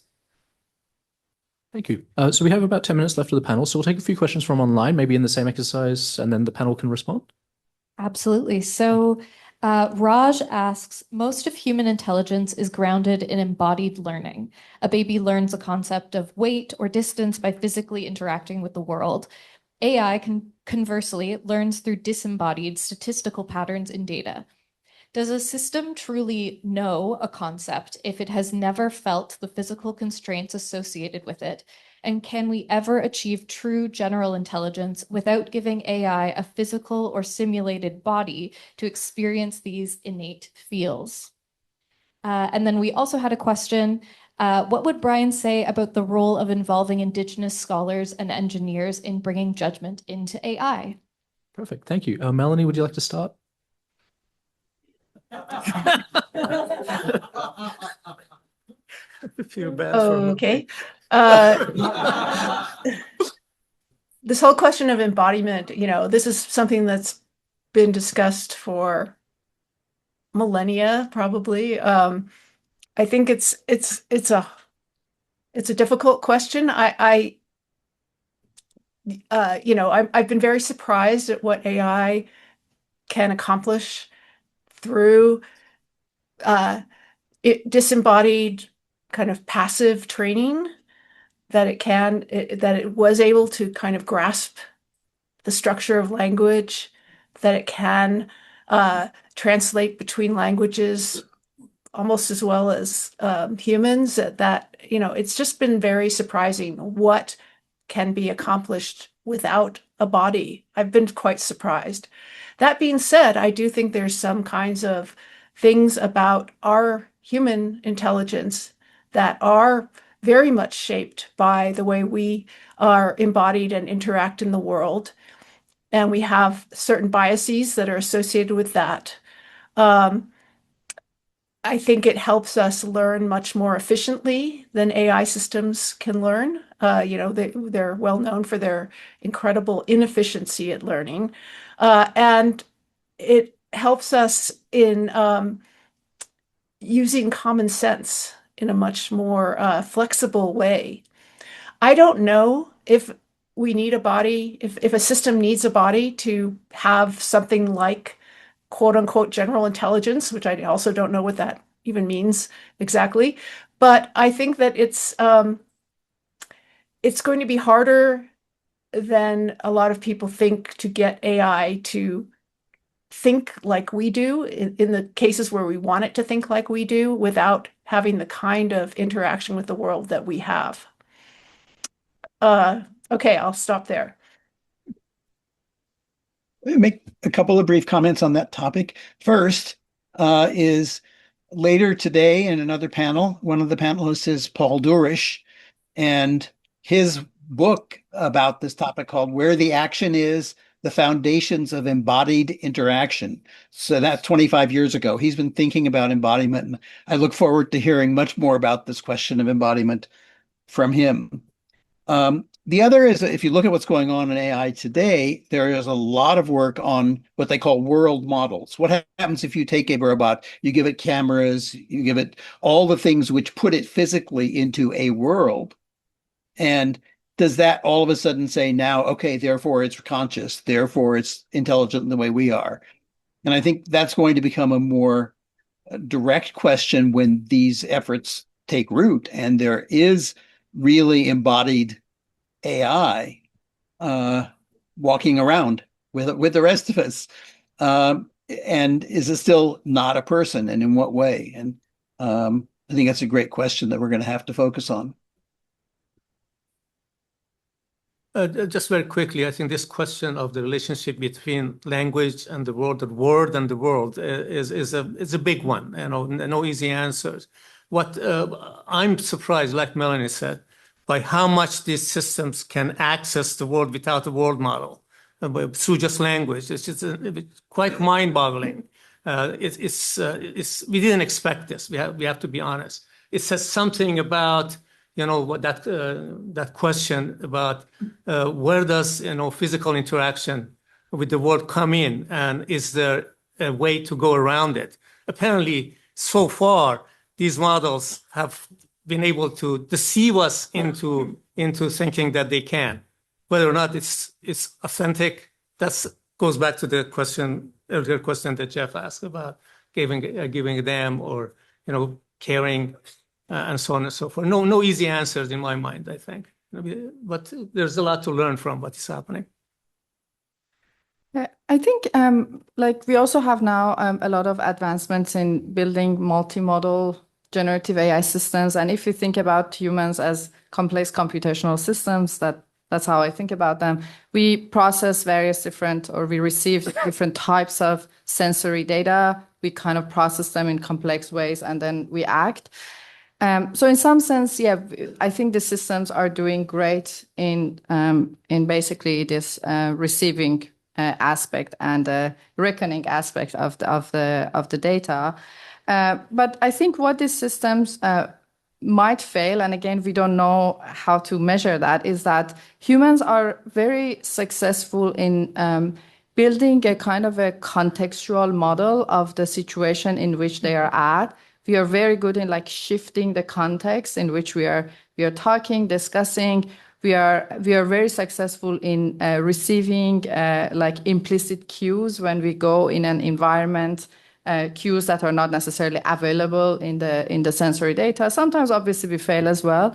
But I think with the current systems, we just don't know. And I have asked it from a lot of people who are building the systems. They don't know exactly how to think about human context as a cognitive capacity in relation to AI systems. And so, roughly speaking, I think we have a very significantly advanced capacity for adapting to different contexts, for deliberation, decision-making, inferences, and I don't think the current AI systems have that. Thank you very much. So we have 5 minutes left to the panel, so I might just ask the panelists if they have any concluding remarks or something that they would like to say that they haven't had a chance, and then I'll hand it back. Melanie, do you have any?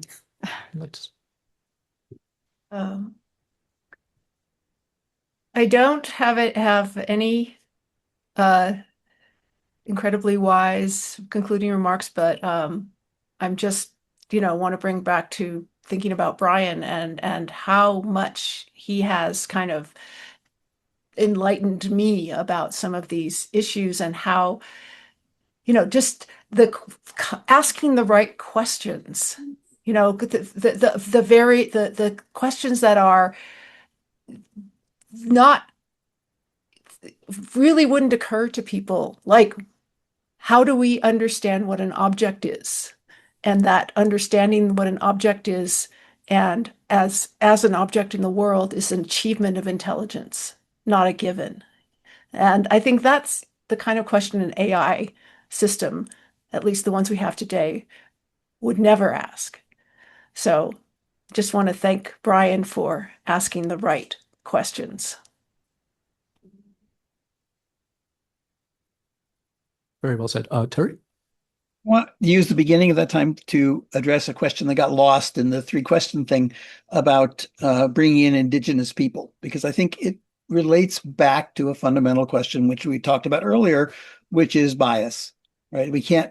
Every human by condition of being in the world has bias. And you can't say, well, we'll get rid of it. What you can say is by bringing in multiple people, each with their own different bias, then you get to triangulate, you get to combine, you get to bring out those things and see where the biases are and move beyond them in specific areas. And I think that's what the question really is pushing toward, which is if you look at the people who are creating these systems and training them and guiding them, how much are they uniform in their background and therefore in their bias? And how much are they diverse, which therefore leads you to a better, less specifically biased conclusion? And I think there's a great message there, which is, yes, we need to bring in all sorts of people from different cultures, different backgrounds, in order to avoid having a machine which simply reflects a particular body of bias, which is the people who build them.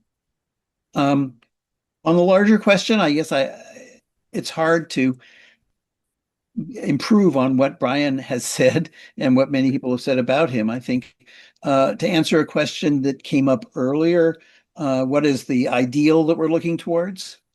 And I think the way that he said it, I don't have the quote in front of me anymore, but is basically putting each thing in its proper place, putting humans in the proper place of doing those things that require real judgment, and putting machines into the place of those things which they can be extremely successful at, involving reckoning, involving calculation. And that's the ideal for the future. Thank you very much, Terry. Hamid? I want to bring us back to Brian as well, but a specific question that he asked is in his new book. I've seen a draft of some part of it, namely this conversation. This is in the spirit of what Terry was just talking about. This missing conversation, unproductive conversation between engineers and others. More specifically, he asked this question: why has and how is it that computing has accomplished so much without much input from continental philosophy and phenomenology and feminism and so on and so forth? And he poses that as a challenge, and kind of answers this in a roundabout way, in the sense that it has accomplished this not in terms of those philosophies and perspectives, but in speaking to them. But I want to use that especially because this is an academic audience, as an invitation. Atoosa already mentioned, her teaching and so on, as an invitation to have more and more of these conversations, because that's absolutely was what Brian was about. Putting, engineers and everybody else into conversation with each other. I'm so glad that we have, both groups here in this room, but my fear is that we leave the room and we'll be done. And we stopped talking in the sense of, engaging in genuine, intellectual conversation that can, in a way that would inform those other perspectives, can inform the practice of computing, and computing would do the opposite. So that would be my final words.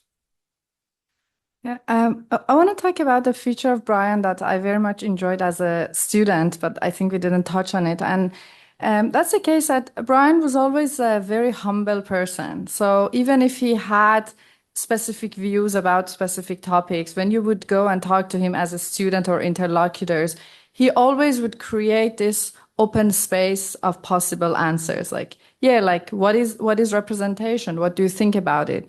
And I think in virtue of being humble, being a humble, or at least playing the role of a humble interlocutor, he was creating a lot of spaces for different perspectives to come together, develop themselves, different ideas being developed. I found this quite interesting, because I think, unfortunately, in the current intellectual space we're living, there are a lot of thinkers that promote a way of binary conversation about topics, like, for example, is AI conscious or not? Does AI have welfare or not? And if the question is posed in this way, you either need to go to this camp or you need to go to another camp. And I think Brian was not creating a kind of or at least he was not asking questions in this particular way, but he was asking questions in a way that the answer is unknown, you come and we'll figure this out. And I think given the very hard questions about the future of humanity and AI that we are facing today, this attitude of Brian, this humbleness, I think is just a very important virtue to aspire to and live through. What a wonderful way to end. So thank you very much to our panelists, Melanie, Terry, Hamid, and Atoosa. and handing it back.